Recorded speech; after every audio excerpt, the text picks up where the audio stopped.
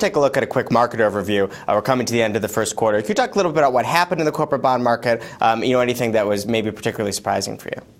Well, nothing that was necessarily surprising. Last fall, in some of our publications, we started, writing that we thought that corporate credit had gotten to, just fundamentally cheap levels last October, last November, and we thought that credit spreads would start to tighten up.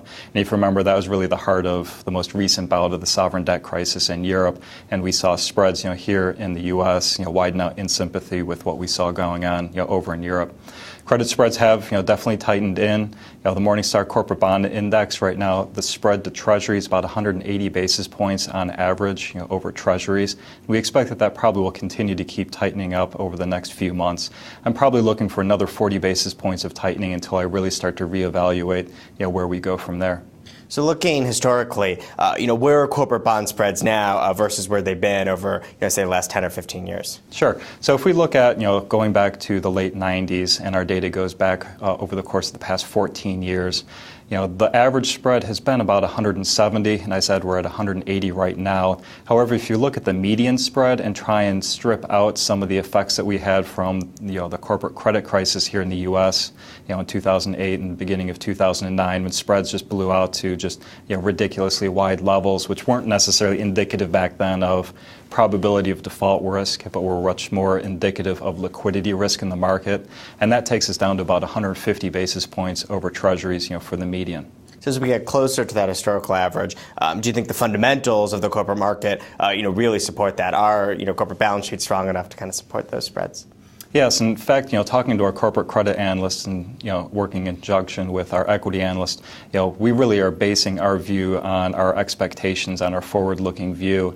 And what we're seeing right now is credit metrics, just generally over the course of the next year, we expect them to be pretty steady to slightly improving. Now, there are always going to be some instances of, issuer-specific, events that occur or companies that do things in order to reward shareholders at the expense of bondholders. But generally, we're still pretty positive that corporate credit, probability of default, call it, should be declining over the near term. So if that default risk isn't very large, another risk that bond investors are always keenly aware of is interest rate risk. Mm-hmm. Rates have been extremely low for a while now. You seen any signs of rates, potentially starting to tick up, or of investors kind of starting to get worried about those rising rates? Well, of course, as you know, at Morningstar, we're really fundamental corporate bond analysts, and relatively, usually try to stay somewhat agnostic as far as underlying interest rates. So we don't really try and give any kind of explicit forecast on where we expect interest rates to go. However, from more of like a trading perspective, looking at like the 10-year right now, I'd say we're probably more likely to start rising than really stay the same or decrease from here. There's a couple of different things that I'm looking at. One, I'm looking at inflation.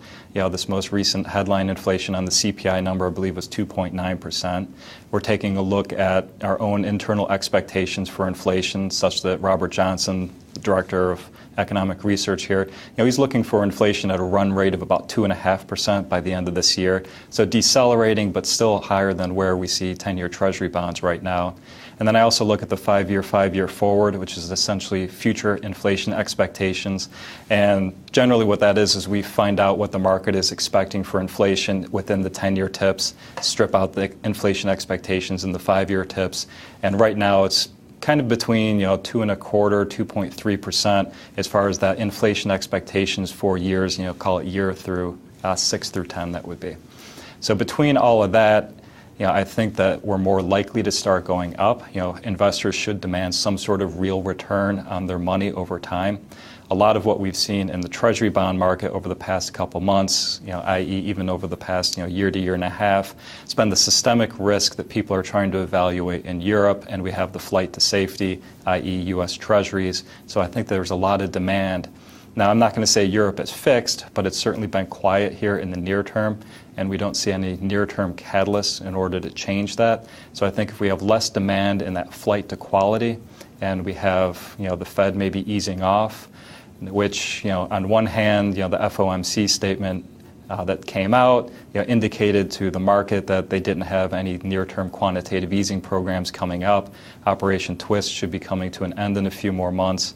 But then again, in one of his speeches, earlier last week, Mr. Bernanke was making some indications that maybe he's still looking at some sort of, accommodative or easing, which, he may use to try and help, push the job market, up higher. So as you mentioned, no one knows exactly when rates are going to start to rise, but for investors who might be somewhat concerned about this, do you have any kind of thoughts about ways to position a portfolio that might be perform a little bit better if rates do start to rise on us? Well, like I said, we think corporate credit here is still attractive. So I think if you move out of treasuries and into corporates, pick up that spread, which will also lower your duration. So by having a lower duration, even if interest rates do start to rise, you will not get impaired nearly as much as in the value of your bonds. So if you stay to a short to medium term, corporate credit, I think that the investors will probably be, if maybe not well rewarded, at least fairly rewarded over the near term.